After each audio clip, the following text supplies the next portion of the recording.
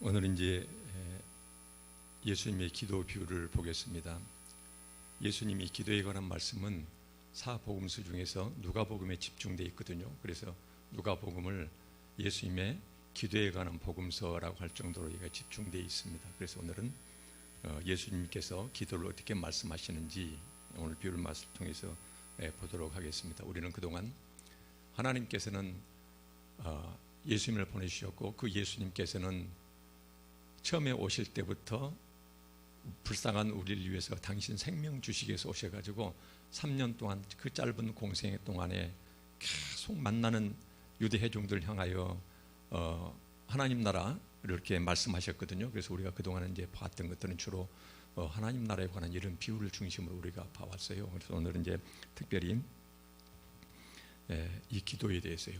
왜 우리가 이 기도가 중요하냐면요.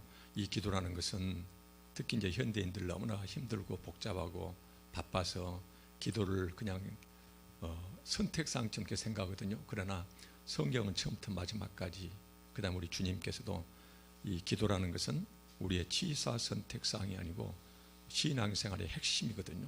필수사항입니다. 그래서 이 기도를 다시 한번 우리가 생각해 봐야 되겠고요. 또 하나는 뭐냐면은 우리가 알게 모르게 기도 생활에 대해서 기도의 형식과 기도 내용 자체를 성경에 쓰여져 있는 하나님의 말씀 또는 주님의 뜻대로 하는 것이 아니라 사람들의 계명 또는 기존 교회의 전통 속에서 우리의 기도가 내용과 형식이 그렇게 굳어져 있을 수가 있거든요. 그래서 오늘은 특별히 이 본문 말씀들을 통해서 주님께서 원하시는 기도의 방식과 그 다음에 기도의 내용, 기도의 동기 이런 것들을 짧게 이렇게 살펴보도록 하겠습니다. 본문 말씀 보면은요, 누가복음 11장 5절에서 10절 말씀은 밤중에 친구를 찾아가서 떡 3덩이를 빌려달라고 간청하는 이 내용이거든요. 그래서 이제 보면은 5절에 보니까는 또 이르시되 너희 중에 누가 벗이 있는데 밤중에 그에게 가서 말하기를 벗이여 떡 3덩이를 내게 구워달라 한 밤중이거든요. 6절을 보니까는 내 벗이 여행 중에 내게 왔으나 내가 그에게 먹일 밥이 없다. 지금 이 말씀이거든요. 오늘 이 소재거리는 우리가 이제 앞에서 몇 번 강조했습니다만 예수님께서는 이 말씀을 받는 유대 회중들한테는 항상 평상시에 자신들이 체험할 수 있는 주변의 소재거리를 써서 알아듣기 쉽도록 말씀하셨는데 오늘의 이 소재거리는 한밤중에 찾아온 그 친구에게 먹일 음식이 떨어져서 옆에 친구 집 찾아가서 밤중에 자고 있는데 깨워서 떡 3덩이를 주라고 이렇게 간청하는 내용이거든요. 오늘날 우리가 보면 굉장히 신뢰된 내용이거든요. 전혀 맞지가 않아요. 밤중에 한밤중에 친구 집을 찾아온다는 것도 문제고 찾아온 사람도 문제고 그 친구가 굶었다고 저녁에 못 먹었다고 해서 옆집에 불 끄고 자고 있는데 쫓아가서 기어이 먹을 것을 내놓으라고 이렇게 강청하는, 오늘 여기에서는 이제 보면은 간청한다 이렇게 됐는데 옛 성경에서는 여기서 강제로 쫓아가서 막 내놓으라고 이제 떼쓰는 이런 식으로 이제 번역이 되어 있어요. 그래서 이제 아주 요즘 우리로 보면은 어색한 이런 소재거리인데 그러나 그때 당시에 유대인들 특히 이제 중동의 근동에 있어서는 나그네에 대한 환대는 아주 굉장한 중요한 풍속이었거든요. 그 다음에 이것은 하나님의 명령이었어요. 신명기 10장 19절에 이런 말씀이 있거든요. 너희는 나그네를 사랑하라. 전에 너희도 애굽 땅에서 나그네 되었음. 그래서 옛날 네가 나그네 신세였으니까 나그네 서름을 잘할 것 아니냐. 그래서 반드시 나그네가 집에 찾아오면은 그를 친절히 대할 것, 그 다음에 그들의 필요를 반드시 채워줄 것, 친절히 대하고 그 다음에 반드시 그들의 필요를 충족시켜달라. 이것이 하나님의 명령이었거든요. 이것이 이제 신약에도 그대로 이어지죠. 마태복음 25장 보면 예수님께서 뭐라고 말씀하십니까? 나그네가 찾아올 때 환대했는지 안 했는지를 가지고 그 나그네를 예수님 당신과 똑같이 동일시했거든요. 그래서 나그네를 환대한 자는 잘했다, 착한 종. 그래서 영생에 들어가고 이제 그 한 조건이 되거든요. 그 다음에 나그네를 함부로 대하고 영접하지 아니한 자는 나를 거부한 것과 똑같다. 그래서 이제 영벌 이렇게 말씀하실 정도로요. 그래서 다시 한번 말씀드리면은 오늘 소재거리는 당시 유대인들의, 우리가 지금 봐서는 아주 어색한 소재지만 그때 당시에 유대 사회에서는 당연히 밤중에 찾아온 그 친구를 아주 친절히 깍듯이 맞아들여야 되고, 그 다음에 만약 밤에 식사를 안 했다고 그러면 반드시 먹여야 되거든요. 근데 이 친구 경우는 보니까는 먹을 거의 다 떨어졌어요. 이제 그 유대의 떡덩이 같은 경우는 두께가 한 1.5cm 되고 넓이가 우리의 큰 어른뺨으로 한 20cm 정도 된다고 그래요. 근데 이것이 굉장히 다양한 것들이 들어있거든요. 밀, 귀리, 보리, 가루가 다 들어있고, 그 다음에 이제 건포도가 들어가 있고, 무화과가 들어있고, 그래서 이것을 이제 화덕에서 구우는데 시간이 꽤나 걸린 모양이에요. 이렇게 이것을 만들 수가 없거든요. 근데 오늘 소재 보면은 옆집에 사는 친구 집에는 먹을거리가 남아들었다는 모양이에요. 먹고 남은 것이 그 이제 내놓으라고 그런 것이거든요. 그래서 오늘 이 기도 내용 또는 간청하는 내용 자체는 뭐냐면은 하나님의 명령에 순종하는 것과 똑같습니다. 여기서 이제 그런 상황이었고요. 그런데 그 친구가 7절에 보니까는 그가 안에서 대답하여 이르되 나를 괴롭게 하지 말라. 문이 이미 닫혔고, 그 다음에 나와 함께 아이들이 함께 자고 있으니까 깨울 수가 없다. 그래서 내게 줄 수가 없노라. 이렇게 하겠느냐, 이렇게 나와 있어요. 8절 다시 한번 찬사해 보면은요, 나와 함께 침실에 누웠으니 일어나 내게 줄 수가 없노라 하겠느냐. 여기서 의문문으로 표시되어 있어요. 우리는 그냥 그 의문부호가 이제 붙여 있는데 원래 원문에서는 의문부호거든요. 그래서 이것을 쉽게 풀었으면 뭐냐면은 지금 일어나서 자네 청을 들어줄 수가 없다. 우리는 이미 잠들었다. 이렇게 거절할 수가 있겠느냐라고 유대 회중들한테 묻고 있는 것이거든요. 지금 이 경우에 우리가 이미 잠들었으니까 그 청을 들어줄 수 없다라고 그렇게 말할 수 있겠느냐 너희들, 이렇게 이제 예수님이 묻고 계시거든요. 8절에 보니까는 내가 너에게 말하노니, 결론입니다. 비록 벗됨으로 인하여서는 일어나 주지 아니할지라도 그 간청함을 인하여 일어나 그 요구대로 주게 될 것이다 라고 말씀하고 계세요. 여기서 오늘 본 말씀 중에서 기도 방식의 핵심 내용인 이 간청함, 이 간청함이 원래 이제 그 헬라 단어인데요. 이것이 원래 단어 뜻은 뭐냐면요, 수치를 모르고 부끄럼도 모르고 뻔뻔스럽게 끝까지 그 자리에 서서 요구한다, 그 단어 뜻이에요. 원래가 이제 이 간청함, 예성에서니까 강청함인데, 그래서 다시 한 말씀드리면 지금 무엇을 부탁하고 요청하는데 지금 상황 자체가 그렇게 얘기하면 안 되는데 수치도 모르고 부끄럼도 모르고 뻔뻔스럽게 끝까지 그 자리에 서서 내놓으라고 지금 버티고 있는 상황, 이 상황을 여기에서는 간청함이라고 번역되어 있는데 본래가 그런 뜻이거든요. 그래서 이제 이걸 쉽게 풀어쓴 메시지 성경이라는 데서는 뭐라고 얘기하고 있냐면은, 지금 떡을 얻으러 온 그 친구가 한밤중인데 불 끄고 자고 있는데 바로 문 앞에 서가지고 그 자리에 계속 서서 문을 계속 두들기면서 그 자리에 계속 서 있다, 문을 계속 두들긴다, 그러면서 옆집의 온 동네를 다 깨우듯이 계속 두들기고 있다는 것이에요. 이것은 굉장히 예의에 벗어난 것이 우리로 말할 것 같으면 뻔뻔스럽고 부끄러워야 할 일이거든요. 근데 그렇게 강청하고 있다는 것이거든요. 그래서 이런 것을 그때 당시 초대교회 유대 랍비들은 뭐라고 했냐면 이것을 후츠바 기도라고 이렇게 합니다. 후츠파랑 쓴 발음 뭐냐면은 오늘 똑같이 무엇을 요구하는데 상황이 안 맞게 계속 그 자리에 서가지고 두들겨대면서 옆 사람들 다 들리게 해서 계속 요구하고 있다. 부끄럽고 창피한지도 모르고 뻔뻔스럽게 계속 요구하고 있다. 이런 방식의 기도를 그때 당시에 초대교회 유대 랍비들은 후츠파 기도라고 하거든요. 그런데 성경에서는 한편으로는 단어 뜻은 부정적인데요, 성경에서는 이 후츠파 기도가 주님께서 굉장히 기뻐하시고 그들의 고통 속에서 뻔뻔스럽게 계속 기도해 내는데 상황이 안 맞게 하는데도 주님께서 한 번도 그들을 돌려보내지 아니하시고 그들의 기도를 다 들어주신다. 이런 예들이 실은 성경에 굉장히 많아요. 그래서 유대 랍비들이 후츠파 기도라고 분류해 놓은 성경 기절을 보면은요, 누가복음 8장 43절에 12해 혈루증 앓은 여자가 가만히 뒤에 와가지고 예수님 옷자락을 만져가지고 낫는 이런 것이 있거든요. 이것도 하나의 후츠파 기도에 속합니다. 왜 그러냐면요, 우리가 알다시피 혈루증 그때 당시 굉장히 부정한 질병이었거든요. 이렇게 함부로 사람한테 다가서서 이 접촉하면 절대 안 돼요. 근데 언감생심, 예수님한테 허락도 안 받고 쫓아가 가지고 뒤에 가만히 가서 그 옷에다가 자기 접촉을 했거든요. 그래서 그때 당시에 율법과 그때 당시에 유대의 풍속으로 보면 굉장히 뻔뻔스럽고 해서는 안 될 짓을 한 것이거든요. 근데 예수님께서 네 믿음이 너를 구원하였다 라고 이제 당장 여기서 낫게 되거든요. 그래서 여기서 보면은 간청하는 것이 기도 형식이 아니다 하더라도 자기가 이 세상 살아가면서 힘들고 어려울 때, 아무도 의지할 데가 없을 때, 오로지 예수 그리스도 외에는 다른 방법이 없을 때, 그때는 유대 율법이든지 그 다음에 그때 당시 유대의 풍속이든지 이것을 생각지 않고 남이 뭐라고 이야기하든지 가서 직접 가서 예수님한테 부딪혀서 얻어내는 것, 이런 것을 그래서 이제 후츠파 기도 예로 이렇게 듭니다. 여기서 내 믿음이 너를 구원하였다 할 때 이 구원은 예수 믿고 영생 얻다는 뜻이 아니거든요. 이 구원이라는 것은 네 질병으로부터 해방되었다는 의미의 이제 구원을 말합니다. 또 하나는 마태복음 15장 21절이요. 흉악한 귀신 들린 딸을 살려달라고 가나안 여인이요, 이방 여인이거든요. 그때 이방 여인은 더구나 이제 성찰비 심했던 곳이라 여인이었고 더구나 이방 사람이었거든요.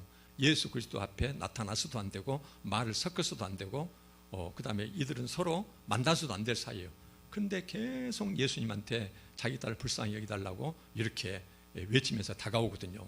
그때 당시에 유대 풍습으로 따르면 어때요? 이것도 후츠파 기도예요. 절대로 와서는 안 되거든요. 뻔뻔스럽고 부끄럼도 모르고 지금 그때 풍속을 정면에 깨뜨리는 행위거든요. 근데도 예수님께서 뭐라 합니까? 유대 땅에서 너만한 믿음을 본 적이 없다 그러면서 그 딸을 바로 그 흉악한 귀신 들린 데서 구해주고 계시거든요. 또 하나가 누가복음 17장 13절에 보면은 나병 환자 10명이 예수 그리스도한테 계속 멀리서 따라오면서 계속 우리를 살려달라고 낫게 달라고 이렇게 외치는 장면이 나오거든요. 이것도 똑같습니다. 그때 당시에 나병이라는 것은 하나님께 범죄해서 하나님께로 받은 질병 이렇게 알려지기 때문에 이들은 사이로부터 격리가 됐거든요. 자기들끼리 살아야 되거든요. 그래서 절대로 이 사람들은 사람들하고 가까이 다가서면 안 돼요. 그래서 만약 다른 사람이 모르고 자기한테 다가오면은 나는 부정하다. 요즘 말로 이제 하면은요, 나는 더러운 사람 막 그 사람한테 외쳐야 돼요. 자기한테 접근 못하도록. 이런 사람이거든요. 근데 나병자 10명이 계속 예수님한테 따라 붙으면서 우리를 불쌍히 여기소서 10명이 구원받거든요. 그래서 이러한 예들이 보면은 성경에 굉장히 많습니다. 그래서 이 경우는 요즘 우리로 보면은 불쌍한 사람이 그럴만 하겠다 그렇지만은 그때 당시에 유대 풍속으로 보면은요, 절대로 그래서는 안 됩니다.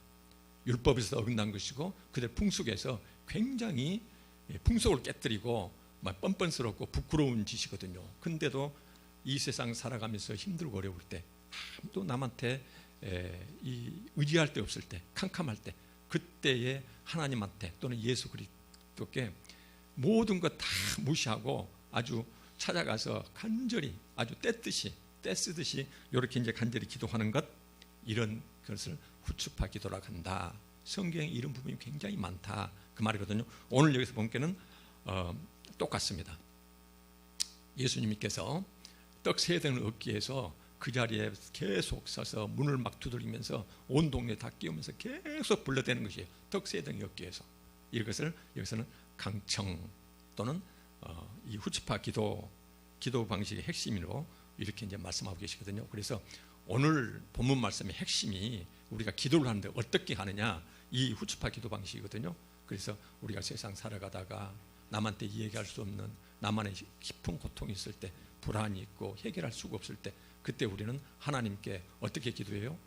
끝까지 물고 늘어지는 기도, 이런 기도가 필요하다는 것이거든요. 예수님께서 또 보면 누가복음에 보면은 또 다른 기도 그 비유를 하나 말씀하고 계세요. 그 보면은 어떤 기도가 있냐면 누가복음 18장에 이런 기도가 있거든요. 과부와 불의한 재판관 비유, 우리가 잘 알다시피 그때도 보면 이런 말씀이 있어요. 누가복음 18장 1절에 예수께서 그들에게 항상 기도하고 그 다음에 절대로 낙심하지 말아야 할 것을 비유로 말씀하여, 그 도시에 한 과부가 있는데 억울함을 당했거든요. 옛날에 한 가정에서 억울한 일을 당하면은 그럼 항상 남편이 나서서 재판관한테 가서 그것을 이제 억울함을 풀어야 되거든요. 근데 남편이 없는 과부예요. 방법이 없어요. 그러니까는 자기가 직접 가서 재판관한테 하는데, 이 재판관이 사람도 몰라보고 하나님도 무서워하지 않는 그야말로 불의한 재판관이거든요. 그런데 이 재판관이 왜 들어주냐면은 5절에 보니까는 이 과부가 나를 번거롭게 하니, 끝없이 와서 계속 외치는 것이에요 지금. 그 다음에 나를 괴롭게 하니 내가 할 수 없이 그 억울함을 풀어줘야 되겠다. 여기에서도 소재거리가 과부가 자기 욕심 챙기려고 한 것이 아니라, 당연히 그때 유대 사회에서는 과부를 보호해야 되는데 자기가 힘이 없다고 억울한 일을 당했거든요. 원한 사무치는 그런 일을 당했거든요. 근데 남자가 없어서 그것을 해결할 수가 없어요. 그러니까 이제 재판관한테 가서 해결해 달라, 그런 의미로 해서 간청 이렇게 말씀하고 계시거든요. 그래서 여기에서 하나님께서는, 주님께서는 우리한테 기도 방식으로서 너가 세상 살면서 힘들고 어려울 때, 도저히 세상적인 다른 수단이 없을 때, 그때 나한테 다가오는데 끝까지 포기하지 말고 나한테 나와서 기도하라. 이 후추파 기도, 이 기도를 말씀하고 계세요. 그러면서 그 기도를 어떤 형식이냐면 구체적으로 이렇게 말씀하세요. 보니까는 9절에 이런 말씀 나왔죠. 다시 한번 말씀드립니다. 간청하는 기도. 그때 당시에 유대 랍비들의 표현을 빌리면은 후츠파 기도, 예수님이 수없이 많은 그 기도를 들어주셨던 이 기도 구체적인 모습을 세 가지로요. 또 내가 너에게 이르니 구하라, 그러면 너에게 주실 것이요, 찾으라, 그러면 찾아낼 것이요, 문을 두드리라, 그러면 너에게 열릴 것이니. 이건 주님의 명령이거든요. 여기서는 구하라, 찾으라, 문을 두드리라, 이것은 우리한테 선택사항이 아니라 너는 반드시 그렇게 해야 된다, 명령 그 자체입니다. 이렇게 명령하면은 그 결과가 어때요? 10절에 보니까는 구하는 사람마다 받을 것이요, 예외 없이 찾는 이는 찾아낼 것이요, 두드리는 이에게 반드시 열리게 될 것이다. 점층법, 강조법을 써가지고 이 후츠파 기도, 그 다음에 강청하는 기도, 하나님한테, 세상에 다른 수단이 없을 때 하나님한테 가서 끝까지 물고 늘어지는 이것을 주님께서는 구체적인 모습으로 구하라, 찾으라, 두드리라 이렇게 말씀하고 계시거든요. 이것을 이제 어떤 신학자는 구하라, 찾으라, 두드리라, 이것을 예수 그리스도의 기도 대헌장 이렇게 표현을 합니다. 기도의 대헌장. 왜 그러냐면은 주님께서는 이렇게 구하라, 찾으라, 두드리라 해서 그때 유대 백성들이 당신한테 구하고 찾고 두드리고 이렇게 오면은 한 번도 불쌍한 사람을 그냥 지나치는 법이 없었거든요. 그래서 이것을 예수 그리스도의 기도의 대헌장, 대헌장 무슨 말씀입니까? 반드시 이루어질 수밖에 없는 법적 법이다 그 말이거든요. 법칙이라는 것이거든요. 그래서 그렇게 될 수밖에 없다 이렇게 말씀하고 계세요. 그래서 이제 이 간청 기도에 보면은 방금 말씀드렸듯이 과부와 불의한 재판관 방금 말씀드렸잖아요. 여기서도 보면은 이 과부는 이 불의한 재판관한테 자기의 억울함을 해결해야 되는데 해결했던 그 수단이 뭐였어요? 우리로 말하면 여기서는 기도 수단이 끈질기게 물고 늘어지는 것이었거든요. 끈질기게 물고 늘어지는 것. 그래서 불의한, 세상에서 그렇게 의롭지 못한 재판관도, 뇌물밖에 모르는 재판관도 하나다 쫓아와서 괴롭게 하니까는 할 수 없이 들어주듯이, 그런데 하물며 공의로운 하나님, 우리를 위해서 목숨까지 내어놓으실 그 하나님이 자기 자녀가 세상 살아가면서 힘들고 어려울 때에 도저히 다른 수단이 없을 때, 그랬을 때 당신한테 나오는 그 자녀들의 기도를 내가 어떻게 거절할 수가 있겠느냐 이렇게 말씀하고 계시거든요. 그래서 이제 오늘 이 본 말씀의 핵심은 후츠파 기도로, 그래서 기도할 때 절대로 실망하지 말고 끈질기게 계속 물고 늘어지는 이 기도를 하나님께 드리라는 것이거든요. 그러면 여기서 의문이 생겨요. 그냥 기도 형식은, 방법은 그러는데, 그러면은 그 기도 속에다 담길, 또는 내가 기도하는 그 근본 동기, 기도 내용은 어떤 기도든지 하나님한테 물고 마냥 늘어지면은 그럼 반드시 들어주는가? 그래서 기도 내용이요. 예수님께서 여기서 기도 비유로 말씀하실 때 기도의 소적거리를 보면은요, 첫째, 이 불의한 재판관은 어쩝니까? 과부의 원통함이었거든요. 그때 당시에 이제 자꾸 표현합니다만은 근육이 득세하는 이런 세상에서 자기 집안에는 남편이 없어요. 힘이 없어요. 그러니까는 주변 사람으로부터 자기 억울한 힘을 당했어요. 그래서 과부의 억울함 풀어주는 것은 성경에서 하나님의 명령이었어요. 하나님의 뜻이었어요. 의 소재거리를 사용하신다는 것이에요. 또 하나는 바로 뭐냐면은 나그네를 환대하는 것.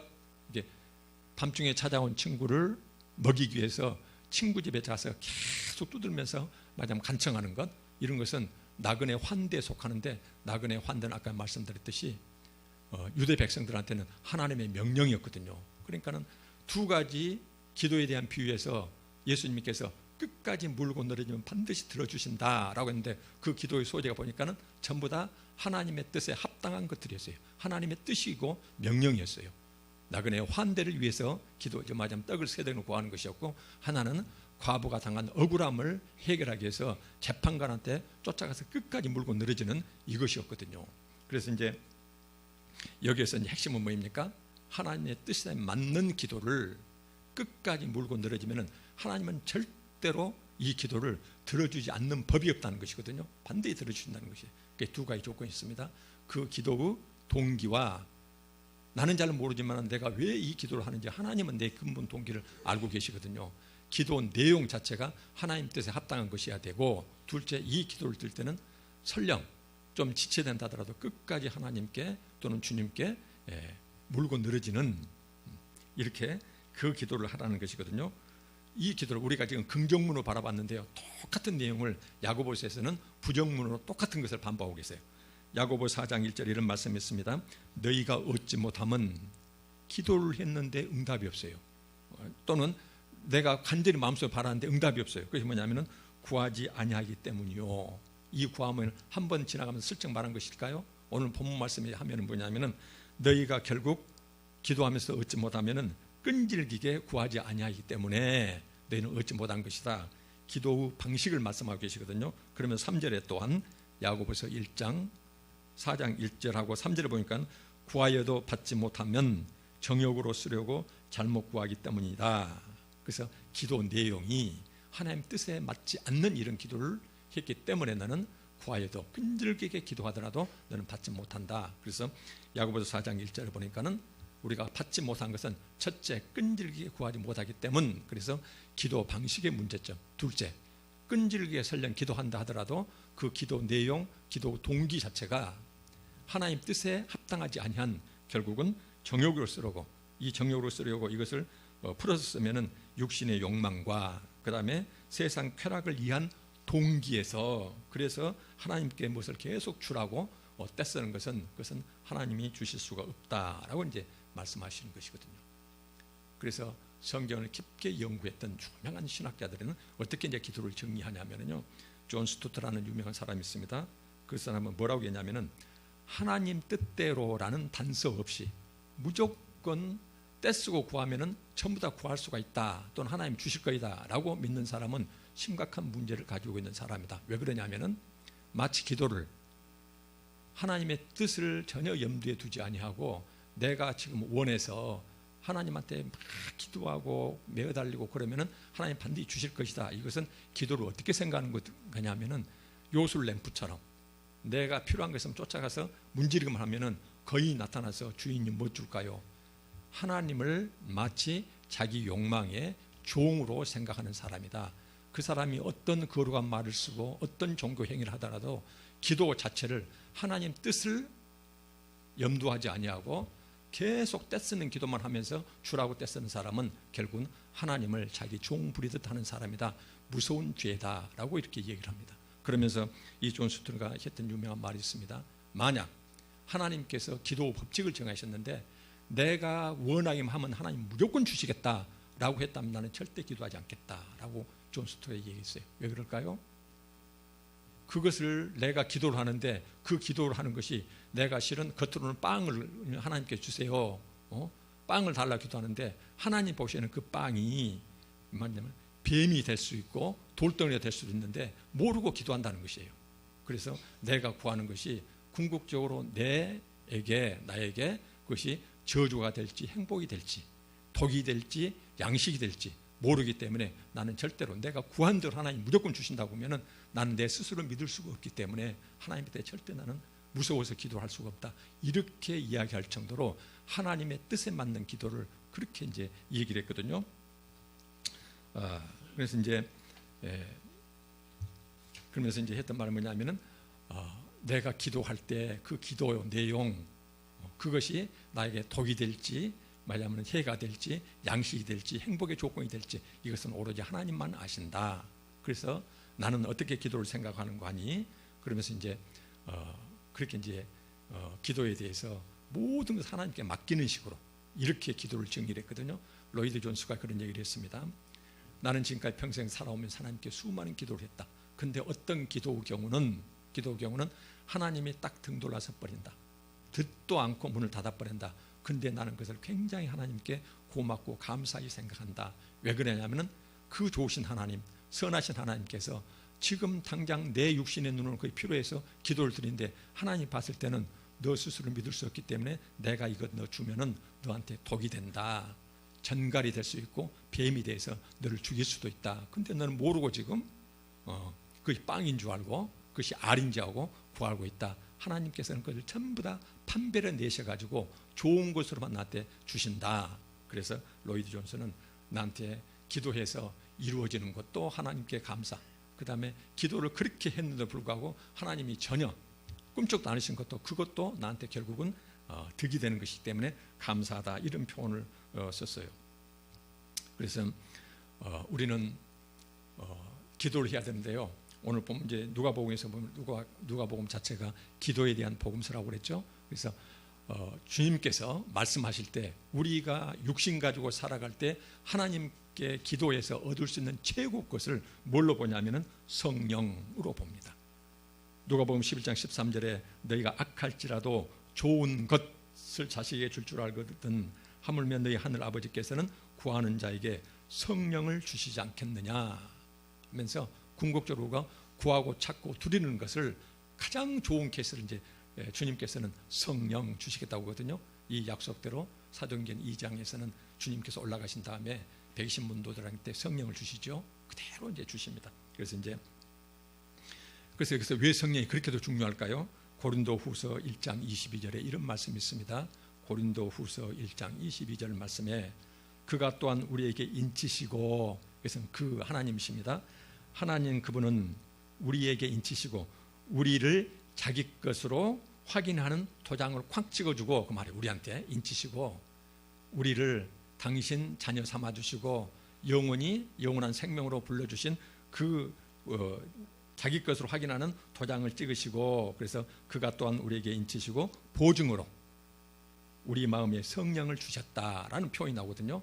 쉽게 풀어쓴 데서는 하나님께서는 우리를 당신 것, 당신의 소유로 확인하는 도장을 찍으신 다음에 그 보증으로 우리 마음에 성령을 주셨다라고 표현합니다. 이것이 왜 중요할까요? 이 성령님은 우리가 구원받은 자임을 나타내는 보증수표 그 자체거든요. 우리가 구원을 받았고 구원의 길을 걷고 있다. 그 보증수표가 우리한테 성령이 와셨다는 것이고, 그래서 우리를 끝까지 구원에 이르도록 지탱해 주실 힘 자체가 성령이시기 때문에, 다시 한번 말씀드리면은 우리가 기도를 통해서 하나님께 받을 수 있는 최고 선물은 성령이신데, 그 성령은 고린도후서에서 뭐라고 말씀하시냐면은 그 성령 오시는 그 자체가 어떤 형식이냐면은 우리가 하나님께 선택받아서 영원한 생명을 얻은 그 보증으로서 성령이 우리한테 오신다는 것이거든요. 그래서 이 성령을 우리한테 오신다는 것 자체가 우리는 이미 구원받은 자로서 보증수표 그 자체로서 성령이 그 역할을 하시고, 그 다음에 그 성령이 왜 우리한테 보증으로 성령을 보내셨을까요? 그 성령님 때문에 우리가 끝까지 육신 가지고 이 험한 세상 살아갈 때 우리가 끝까지 구원에 이르도록 우리를 지탱해 주시는 힘 자체가 성령의 도우심이거든요. 그래서 구원받은 자의 인치심, 도장받음 증거로서 예수님이 성령이 와 계시고, 이 성령님 자체가 보증으로서 하나님 백성의 보증, 끝까지 나는 부족하지만 그분께서 나를 지탱해서 하나님 백성으로 안전한 생명의 길을 걷게 하실 것이다. 그래서 우리는 예수님의 초림과 재림 사이를 살아가는 우리한테는 실은 우리가 이 세상 살아가면서 가장 큰 복 중에 복이 바로 뭐냐면은 하나님께로부터 성령을 받아서 그 성령이 내 삶의 주인 되어서 점점 육신으로부터 하나님의 백성으로 변화시켜 가시고, 그 다음에 우리를 생명의 길을 걷게 해서 우리 눈에 보이지 않지만 우리 육신의 생명이 다하는 날 우리는 하나님 품 안에 영생을 누릴 수 있다는 것이거든요. 이것만큼 큰 복이 없다는 것이거든요. 그래서 우리는 이미 이 지상에서 누릴 수 있는 최고 선물을 하나님께로 받았고 이미 누리고 있는 상태입니다. 다시 한번 오늘 본 말씀 전체를 말씀드리면요, 기도에 관해서 예수님이 하신 말씀은 첫째, 하나님 뜻 안에서 구할 것. 둘째, 구할 때 그냥 근손하지 말고 끝까지 버티면서 하나님께 구할 것, 항상 끈질기게 구할 것. 그러면은 하나님께서는 좋은 것을 추려서 좋은 때, 당신이 판단이 좋은 때 나한테 주실 것이다. 이렇게 된 자는 설령 내가 기도했는데 그 부분이 이루어지면은 그것도 하나님의 은혜. 설령 이루어지지 않으면 하나님이 그 복은 나한테 오면 내가 변질돼서 혹시라도 하나님 믿을까 봐서 그래서 나한테 안 주시는 거야. 이것도 하나님의 복. 그래서 주시든 주시지 않든 하나님의 복이다. 근데 끈질긴 기도만 강조하면서 그 기도 내용, 기도 근본 동기 자체가 세상 것 구하고 내 욕심 때문에 욕망, 정욕대로 구하는, 그래서 하나님의 뜻 자체를 고려하지 않는 끈질긴 기도는 혹시라도 우리는 하나님을 내가 무조건 원하면 하나님은 나타나서 그것을 해줘야 되실 뿐 나의 종 이런 정도로 내 수단 이런 정도로 하나님을 함부로 대하는 범죄가 될 수 있다는 것이거든요. 첫째로 우리는 철저하니 하나님의 뜻에 맞는 기도를 항상 끈질기게 기도해야 한다는 것이거든요. 5만 번 기도 응답받았다는 조지 밀러요. 그분은 60년 걸려서 이룬 기도가 있었어요. 그것이 친구 두 사람을 구원해달라고 60년 동안 기도했거든요. 근데 끝까지 그 기도를 죽는 순간까지도 그 기도가 들어지지 않았어요. 근데 한 명은 유언서 써놨거든요.